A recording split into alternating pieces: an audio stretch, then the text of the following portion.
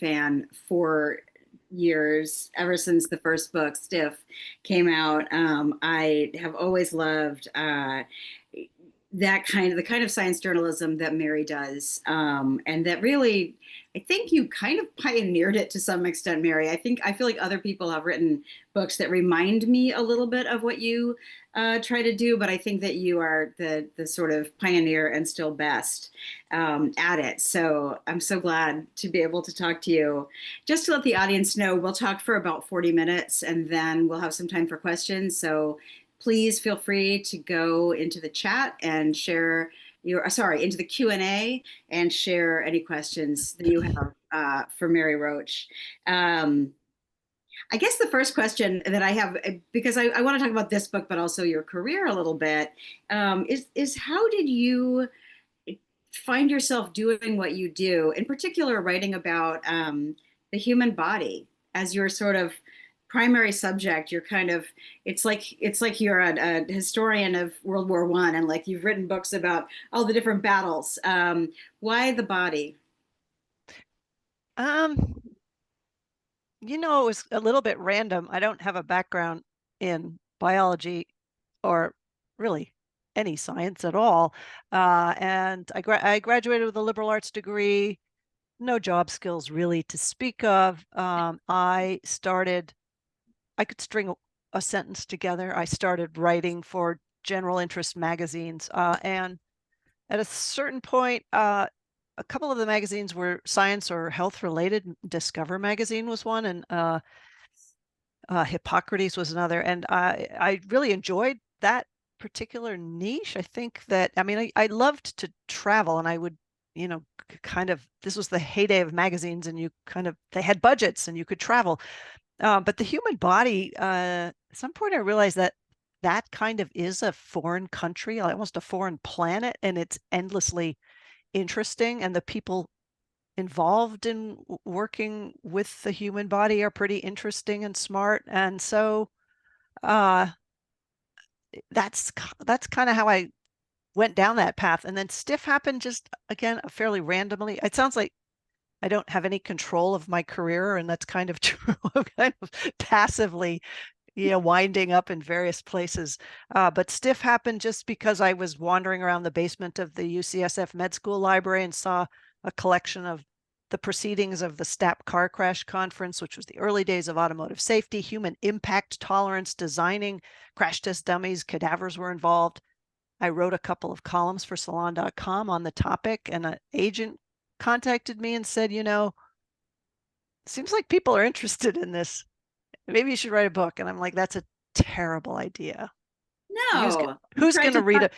I mean, it turned out to be a good idea, but I thought, who walks into the bookstore and goes, oh, look at all these new nonfiction books. I'm going to read that one about cadaver research. So, but anyway, it worked out well, and I enjoyed it, and people seemed to respond to it. And so I kind of kept doing it. That was a Do you long answer. No, that's a great answer. I think it's interesting because dead bodies are, I think, something that people are curious about, but it's a kind of curiosity that isn't often spoken of in polite settings. We Yeah. kind of want to know, we don't want to know. I have you ever? I mean, I think in Stiff you write about this. When was the first time you saw a dead body? Um, my mom, that would be my mom. Wow, But it was, that's a very different experience, because that is that's loaded with every. that's a placeholder for the person that you knew. And that's very emotionally loaded. The first cadaver I saw, actually, I had a job in high school in Hanover, New Hampshire. I had a summer job as a janitor at Dartmouth College, because it was hard to get a summer job. There's not many. All the good ones were gone. So I took this job as a janitor, and one day I got assigned to the medical school, and I had to clean the cadaver lab, and the cadavers were all. It was kind of like when you park your car in the street and you put one of those things over protective. What's that Yeah, called? A cover. They were all they were covered in. covered like a tarp. Yeah, exactly. But it was see-through, kind of fuzzy, so that Oh, sort of a so it was this I'll never forget that. Just, me with my mop going around. I mean, I didn't have to clean up bloodstains or any bodily fluids. It was just empty the waste baskets and sweep up. But I guess those were the first cadavers I ever saw. So I was, 17 or something. Were you Yeah. curious about them then, or were you just trying to get done with your job, get your little paycheck, and live your high I school life? was, yeah, I wasn't particularly curious about them. I mean, had I been, there was no one around. I could have just lifted back the tarp thing and taken a peek. And I didn't do that, which now kind of astounds me given who I Yeah, it am, doesn't right? sound like the Mary Roach you've become as a writer seems like the kind of person who would have taken that opportunity to look. Absolutely. I'm a little disappointed with myself looking back. You've grown and matured. I saw my first cadaver in when I was a candy striper, also in high school, Oh, wow. an orderly was going to get a gurney or something and left me alone in a room with a dead body, and he said somebody has to stay here, and I said, well, I'm 16. Why do I have to stay here? And he said, don't worry. And I said, is he going to sit up? That was my fear, was that he was going to like reanimate. And he said, as he was walking out the door, he said, nobody might fart. And I was like, okay, okay. Yes. So, He might very well fart, but you know what? There is a very rare reflex called the Lazarus reflex, where a cadaver does kind of sit up and it goes like the arms go like that. oh And I've no, not seen it, but you're just lucky that didn't happen. I'm very lucky that very, very well. I listened to an interview you did recently with Gilbert Cruz of the New York Yeah. Times Review, and you talked a little bit about how you got how things started out when you were writing all kinds of things. You're writing for Salon, which is still around, but which was a very influential '90s early internet magazine. But once you started like following this topic, or once you realized this might be sort of your niche, and Stiff did well, how did you go about finding the topic for your next book and your next book and your next book? It seems like these Yeah. incredible topics still keep coming to you, and how? Mm. Well, different. It happens differently. The second book was an offshoot of the first. There was a chapter in Stiff that had to do with the early days of anatomy, very early, centuries ago, when no one quite knew what all these things inside you did. There was this sense of like, well, maybe one of them is the soul or houses the soul. So I got interested in the just that overlap of science and religion and people, and just mostly just interested in the people who had tried to apply scientific method to something that normally resides in the realm of religion. And how did they go about doing that? How do they try to prove or disprove that there was such a thing as a soul? So that was, and I love when that happens. It doesn't happen very often when you stumble on something for one book and it's too big to fit into a single chapter. So then you already have your next book lined up, ready to go, waiting for you, and that doesn't happen all the time. Bonk, which was about the research into sexual physiology, which for centuries was just not done unless it was in the framework of fertility, Right. and even then, most of it was wrong.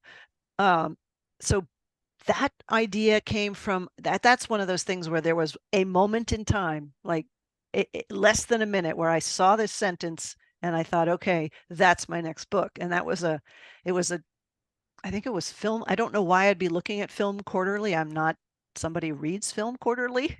It makes me sound like very erudite and scholarly film aficionado. I don't know. I must have picked it up in a waiting room or something. I don't know. But anyway, there was a sentence that referred to the colposcopic films of Masters and Johnson. And I know that a colposcopy, that's a cervical biopsy, right? I mean, it's like so Yeah.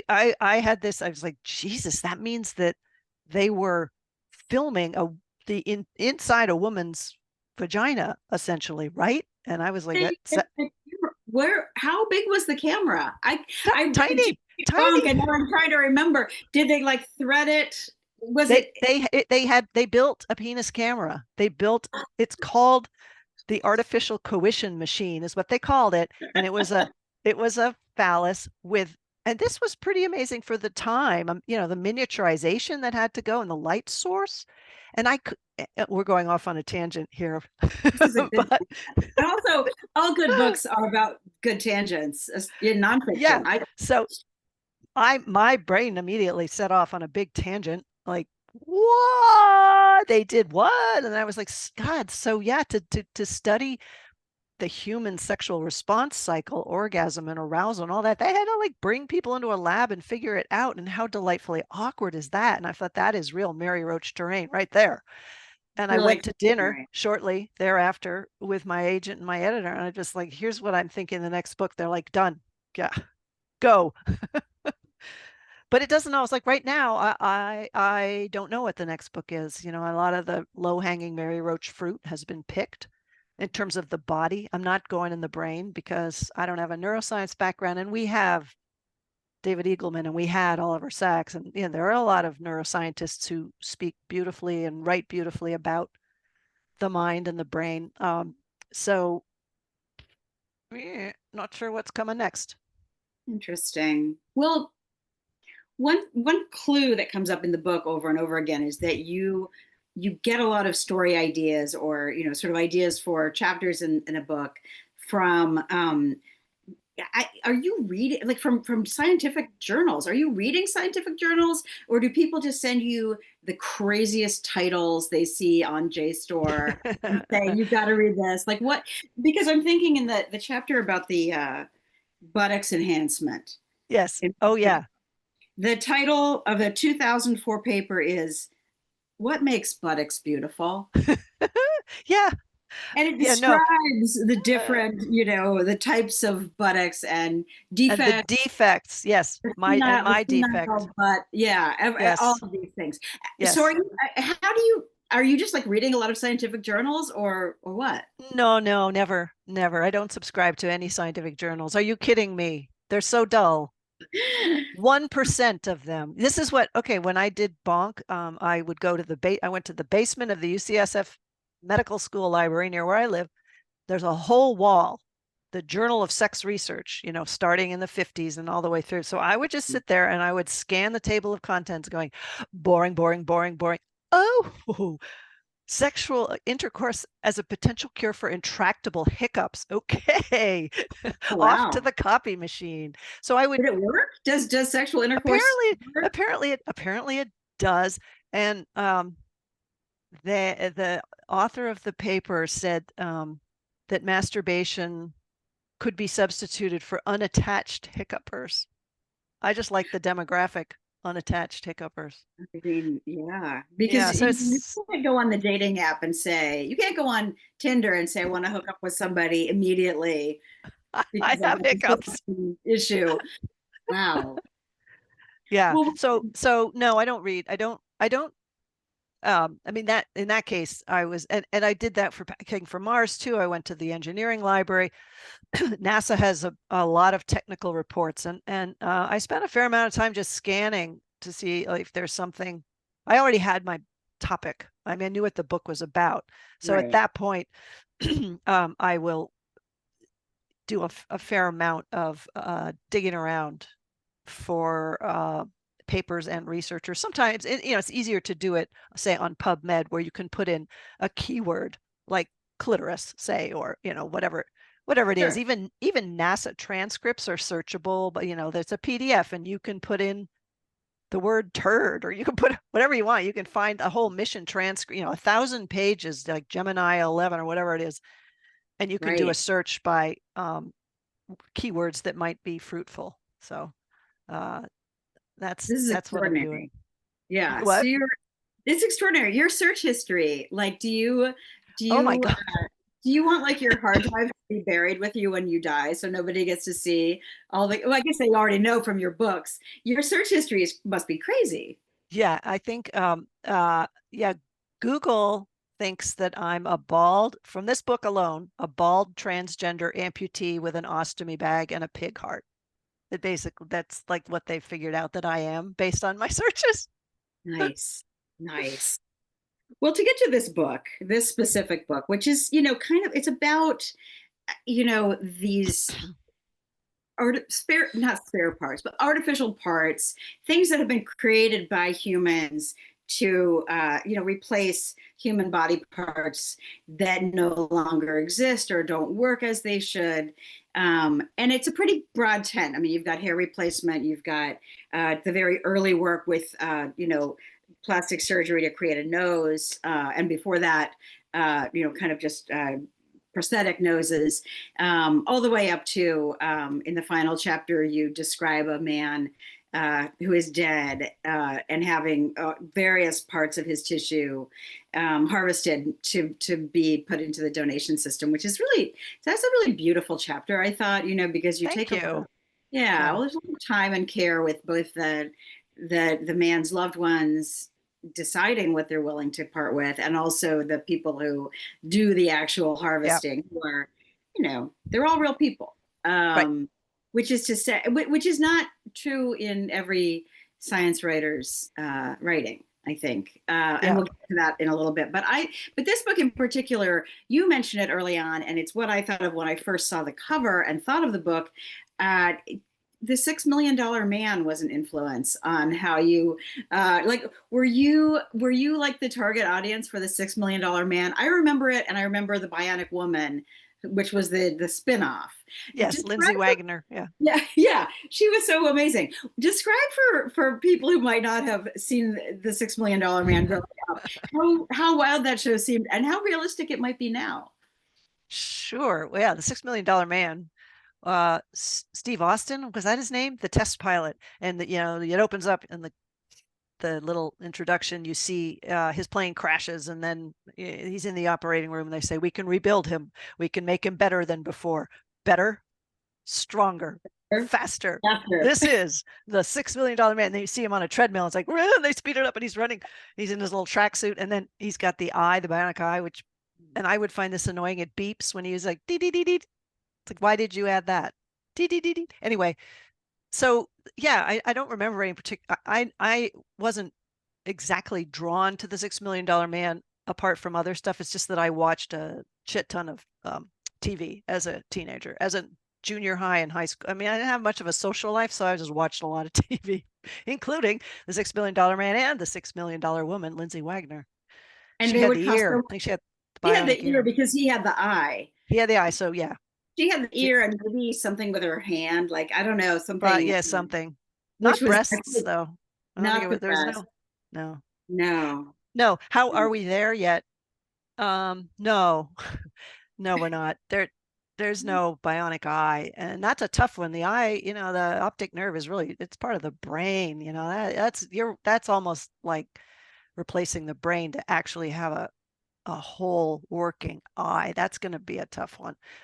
The lens, yeah, the lens. There's a lot of progress on lenses, but in terms of making something that is equivalent to what you're born with or better, no, we're not there. We're No. not there. I tried to find, I thought, okay, what is the simplest part of a body? Do we even have an equivalent for that? And I came up with, okay, tears. That seems pretty simple.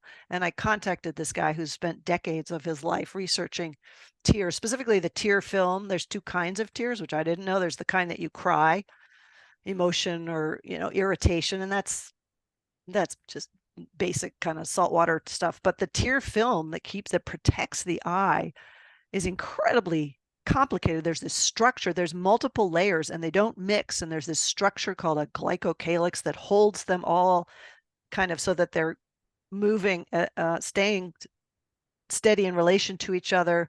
There's these mucins that are trapping foreign stuff and depositing it in the corner of your eye, the sleep snot that you wake up with, right? Right. There's this thing lubricin, which is incredibly, I don't like, impossible to recreate, moisturizing component. And I mean, we talked for an hour and a half. It was 2 free Zooms.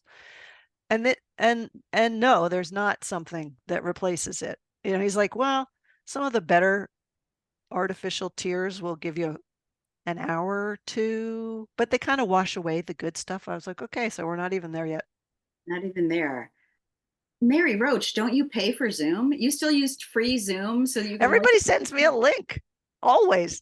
If anybody ever said to me, I don't have, You could write it off. No, I know, but I've never needed it because everybody Okay. has it. So I've never actually, I would do it in a second if someone said, I don't have Zoom, but everybody goes, here's the link.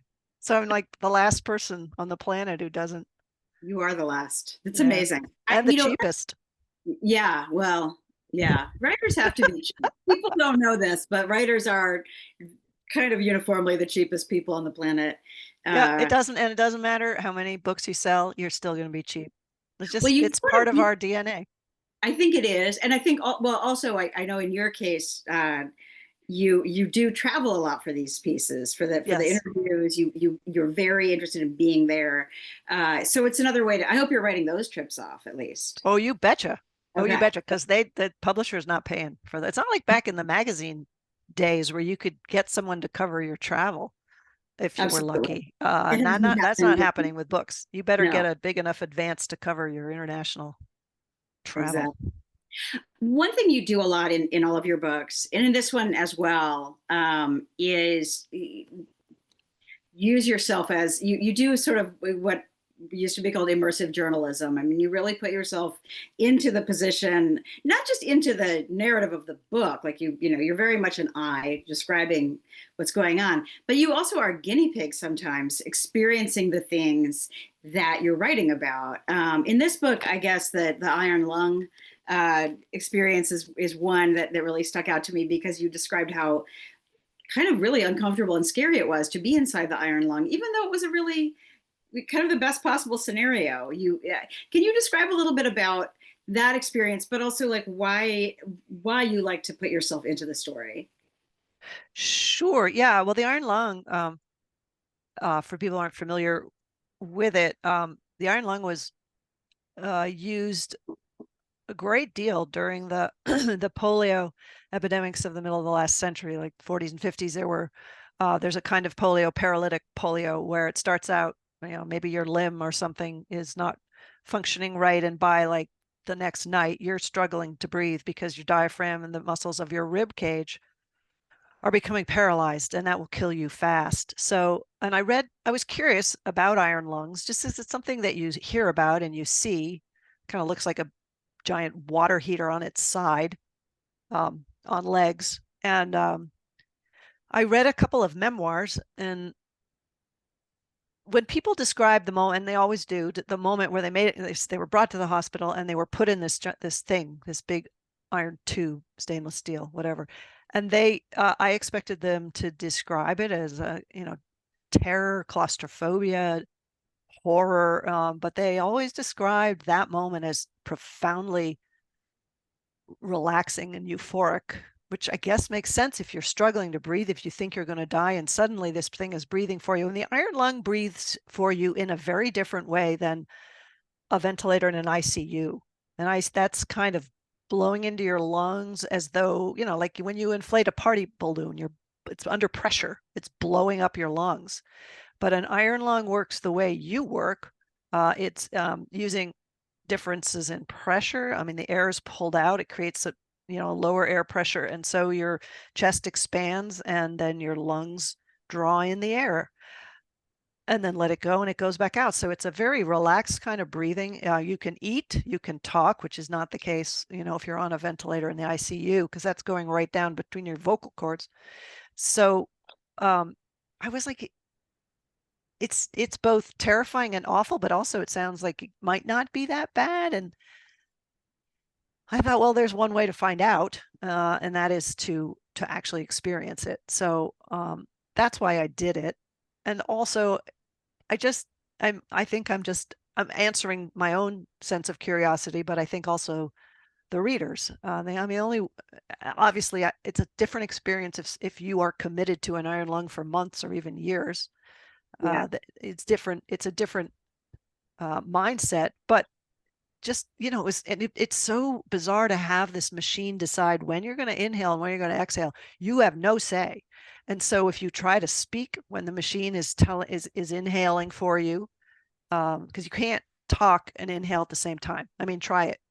You can't. right. You can't can't talk. So I would try to talk and it'll cut me off. You really have to time your speaking and your inhaling. You can't time the inhaling. You got to time you got to talk on the exhales. So it's Great. You're like and waiting. yeah, Yeah. And you and you also can't. described how you're like in there and it's doing this for you, which that's the relaxing part that I guess if you were Yes, struggling to breathe and that's breathing for you. right. But then you're also sealed in there very tight. There's like a gasket Yes, around your back because it's got to be airtight. exactly. Exactly. So it's this, yeah, it's this combination of luxuriant deep breaths as you like you've never been more relaxed in your life, like like the deep breathing your yoga instructor's telling you to do, but at the Right, same time it right. feels like somebody's choking you because it's really tight. Yeah. And I remember saying, "Wow, did Mona have it this tight?" And the woman goes, "No, she had it tighter." I was like, "Okay, sorry."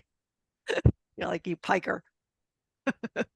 Absolutely incredible. I mean, I think that it's one of the charms of all of your books that you do put yourself in those positions, and that you're quite willing to make yourself not just the guinea pig, but kind of the butt of the joke. Like there's a lot of Yeah. humor in your books. Is that something that you had to learn as you went along as a writer, or are you naturally kind of self-deprecating? Like, is that the way your humor works anyway? Yeah, it is. I remember cleaning out a file cabinet not that long, a couple of years ago, and I came across some of the first things I ever wrote. Was for the Sunday magazine, the San Francisco Examiner Chronicle, and really the style is quite similar. I think I'm a little bit better of a self editor.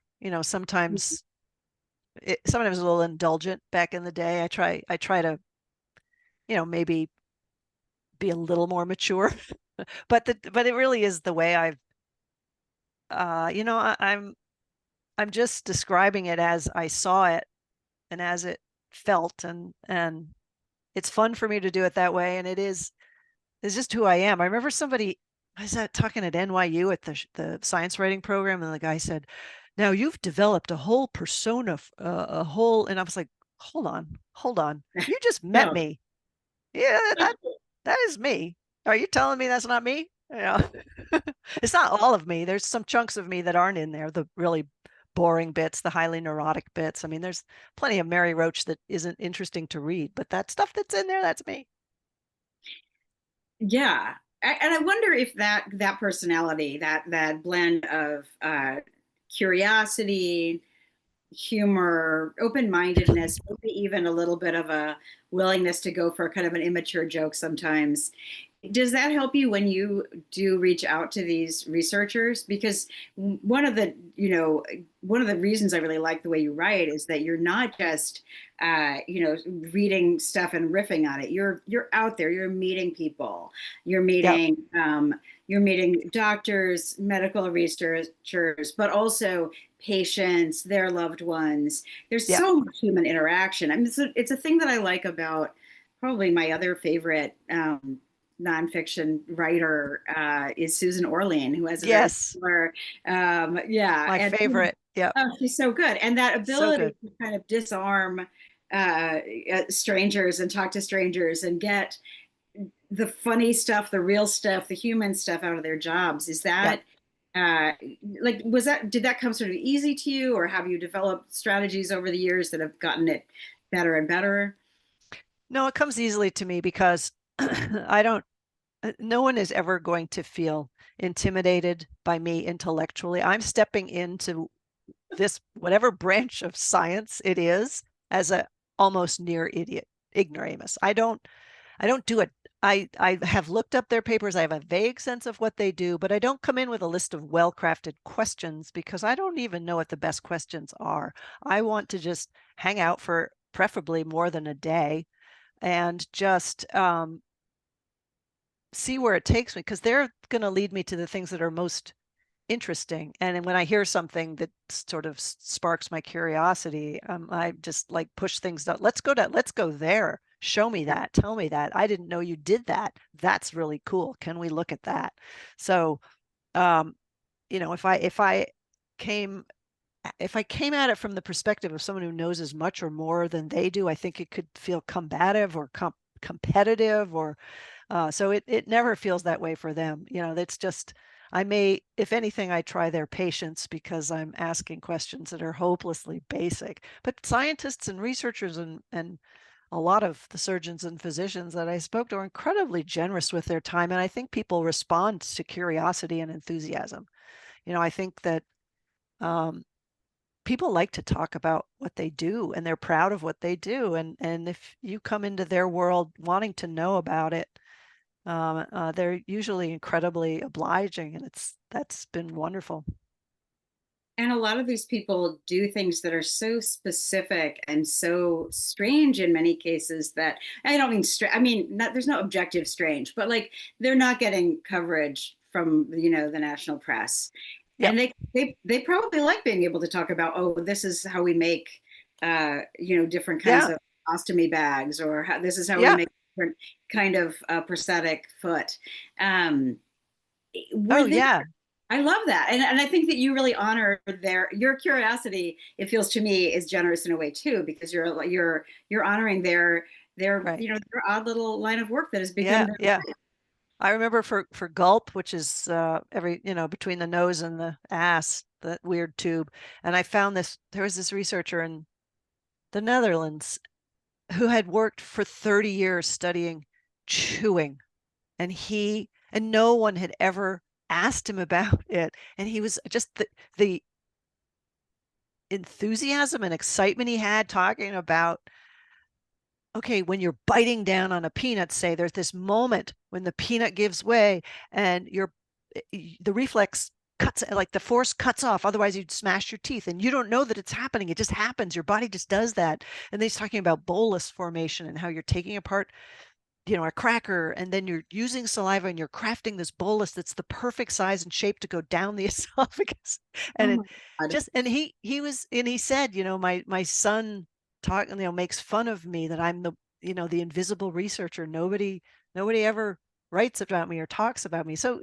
and I was like, why not? This is incredibly interesting. I didn't know that crap was going on every time I chew a sandwich. Now I know, and it's pretty cool. And so it's a privilege to be with these people. And then, like, down the street in the same area, Food Valley, I think it's called, this woman who's for decades, this beautiful Italian woman who studies saliva. She studies spit. And she was talking about, there's antibacterial, antiviral properties. There's healing, there's components that heal things. I'm like, let's bottle the stuff. Saliva is amazing. She's like, it is. I mean, every time your mom used to like lick her finger and like wipe Yep. it, she was right. It has She's healing right. powers. Were there I assume this happens with all of your books, but I'm curious about some specifics. Like, were there uh, scientists and research that you wanted to pursue for this book that ended up fizzling, or you left on the cutting room floor for some reason, or didn't quite fit into Yeah. the rubric? And do you save those things for the next book, or do you just write? I mean, I'd love to hear what happens. Yeah. I had a bunch of those for every book. There's some that, yeah, often it's access or logistics. I couldn't make it work, or I didn't get access. I wanted to cover uterus transplants for this book, which I thought were fascinating. So it's a temporary transplant. As soon as the baby's delivered, you take the uterus out, the transplanted uterus, and then you don't have to be on immunosuppressive drugs your whole life, which is kind of cool. I had no idea there was such a thing as a temporary transplant, but there you go. But none of the people who are doing this wanted me there for whatever reason. So I keep those folders. I definitely keep them because sometimes they'll find their way into another project, or they'll spark an idea for another project. And so, yeah, I definitely hold on to them because you don't know when that's gonna come in handy. There was a doctor in this book who you couldn't speak to directly, but his office manager let you Yeah, in the country of Georgia. yeah, And he was, well, to tell people what his claim to fame is. yeah. He's someone that I heard about when I was first looking into the book. I was speaking to somebody in a stem cell lab who I've talked to her in the past, and she happened to mention this. Like, it was a wide ranging conversation. And she mentioned that she had seen a paper on a surgeon who had rebuilt a man's penis after cancer. and he had used for rigidity. He had taken the man's middle finger, and when I first heard about it, just pictured the whole finger being taken, the nail and all, and just sort of stitched in place, which is of course not what he did. But I held on to that image. I was like, I must meet this man. I must go there. I must see this. I didn't know where it had happened. I found the paper. It was not translated. It was in Georgian. I didn't get it translated. I tried to find a Georgian English translator. I tried calling. I tried writing and used Google Translate to, Russian, Georgian. I sent it, and I didn't get anywhere. But so I finally called a friend who I travel with and said, let's go to the Caucasus. It's lovely this time of year, and there's a guy that built a penis using a man's middle finger. Anyway, that's what happened. And because we got there, and the surgeon was on vacation, and I'm like, but we've come all the way from America. She's like, well, you're a couple of idiots. She didn't say that. She was actually great. She's like, well, he's not here, but his computer's upstairs and we can go look at, and there's some slides. And so I was able to learn some surprising things that are in the book. Have you ever seen anything, a picture of something or something in life that has given you nightmares? Not that Yeah. this, but I mean, just Yeah. anything, something so difficult to look at. It's pretty hard to give me nightmares, but I would say when I first started Stiff, the Mm, first place I went was the San Francisco College of Mortuary Science, and the students were learning that day how to embalm a cadaver that has had an autopsy. So this was a cadaver with it's a big red gaping hole, and the organs are in a bag that's kind of stuffed in the hole. But it was shocking to me because I've never seen, I'd seen those guys under the tarp when I was in college. yeah, Um, it was very red and and I remember the image would kind of pop in my head for a few days, and I thought, I don't know if this book is really a good idea psychologically, but you get used to that kind of thing really quickly, yeah. especially if you're in the medical profession. Nothing phases you really. I have a friend she was the medical examiner for the county where I live, and she kind of set a goal for herself to make Mary Roach gag, and she did achieve that by having me come into the morgue one day when there was a particularly well advanced in its decay specimen. So it can be done. It is possible to make me gag and to give me nightmares, but it's not easy. Well, the challenge, challenge, somebody will accept your challenge, I'm sure. Yeah. We have a couple of questions, and oh my God, well, this is amazing. Uh, this is fascinating. Anna asks, I was wondering, how do you get into contact with these extremely unique opportunities to research for your books? How do you even find out they exist? She also says, parenthetically, your books got me back into reading, so thank you. Oh, that's a high praise. Thank you. Um, so how do I find these places Find and them, get access? and how Well, do you I convince them to talk to you? it's gotten easier. The more books I do, the more people are familiar with me, and that makes it so much easier. When I wrote Stiff, it was not easy. A lot of emails were not returned or calls. Now, if somebody's familiar with the book and they like the book, they're much more willing to go to the public affairs office and say, I know you don't really like to have anybody in the OR or in the lab or whatever it is, but let's say yes to this one. So that's been hugely helpful. But the other thing that I find is if you're persistent, not to the point where you're annoying, but I think persistence reads as enthusiasm, and people respond to that. So, there's some cases where I've written back a third time, and the person's like, okay, all right, you can come here. I think often people are busy, and they may get a response and get an email and just decide, I'll deal with that later, and then they forget. Or email. A lot of people don't check email the way they used to.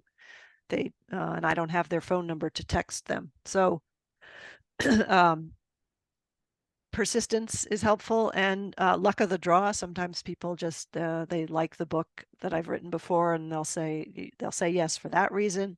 Or yeah, it's if someone says no, I just change tack, or if the two companies in the United States that produce gene edited pig organs for transplant say no, then I go to China.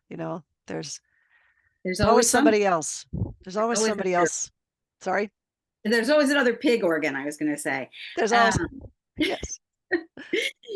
Somebody wrote and said, "This is an anonymous person. Have you ever thought of having the researchers sign a confidentiality document so you can write about their research without releasing their names? Or does that impact credibility?" Oh, I prefer not to use an anonymous source. Hmm. I don't like to. Also, I'm usually writing about elements of their work that they're proud of and happy to share.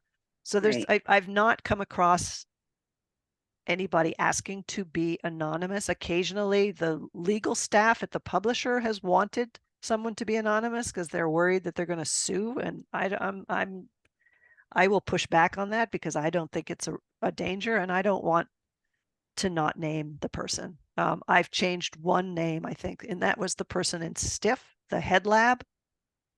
Yeah.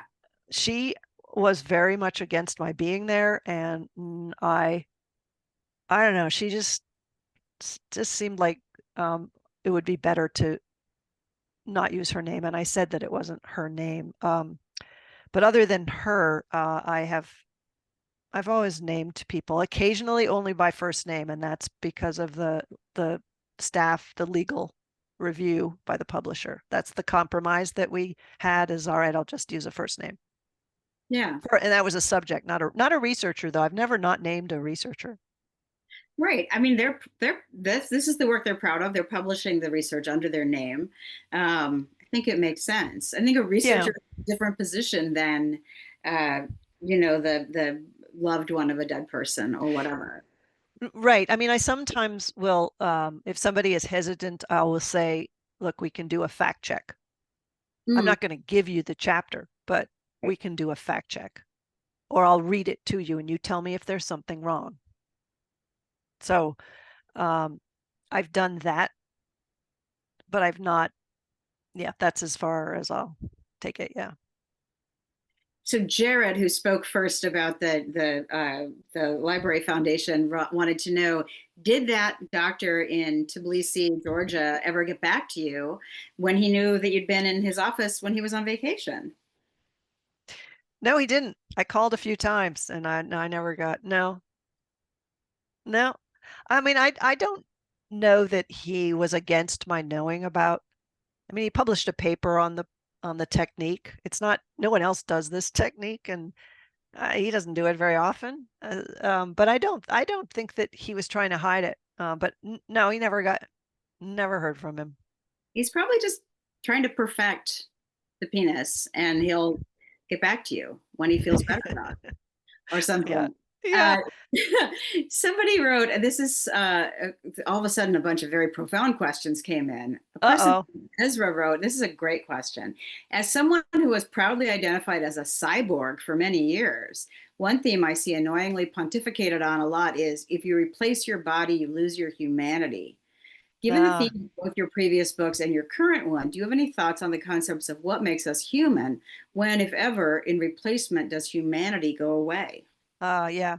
Well, unless you're talking about swapping out your brain with a different brain, um, I don't see. I mean, I think you could basically have a whole body transplant, which is what that surgeon in Italy keeps talking about, where you'd like take the whole body off, get a new body. So instead of replacing each individual organ, you just get a entire body from the neck down. Uh, attach that, hook up the blood supply, hook up the spinal nerves, which can't be done. But even in that case, I would say you are still you. You just have an updated Yeah, torso, but you're you. Yeah, I don't understand. Yeah, even if you had all of your joints replaced and most of your organs, you're still you. yeah. You're still the same human. Did you ever see that made for TV movie, Who is Julia? From like No.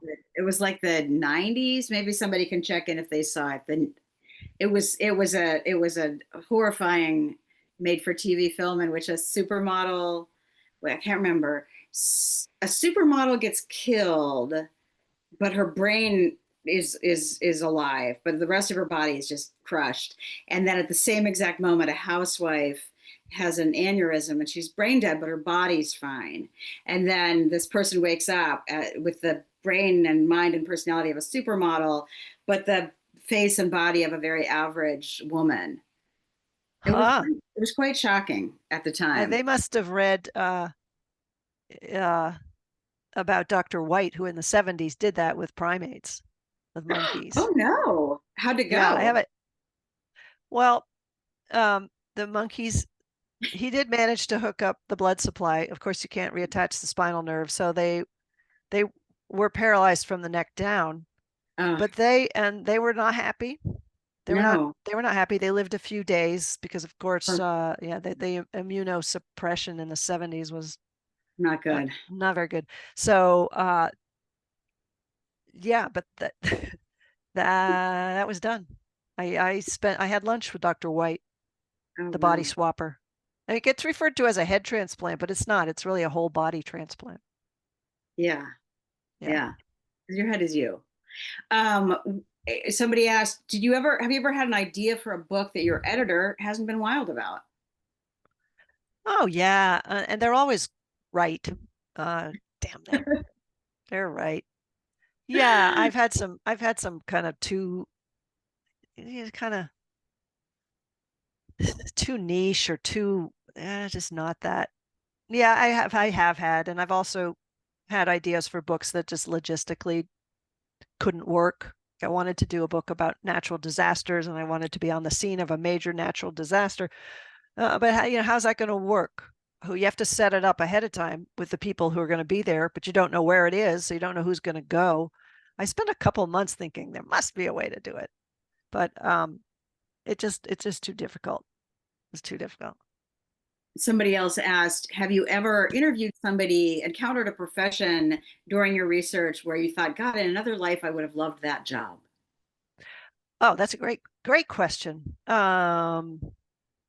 Yeah, particularly scientists whose work takes them out uh, into the world. And like I remember doing a story for National Geographic about a particular troop of chimpanzees in Senegal, in the far east of Senegal, and uh, I spent I don't know, 3 or 4 days with her and her team, and I thought I could live this way. This could be pretty cool. Just observing creatures in the wild, being out in the middle of nowhere like that. So I think some of the, but again, I've got a really short attention span, and I'd be like, this is really nice, but there's some cool stuff going on in the Arctic. I really want to report on. So, but some kind of research, scientific research, I think would have been pretty cool to do.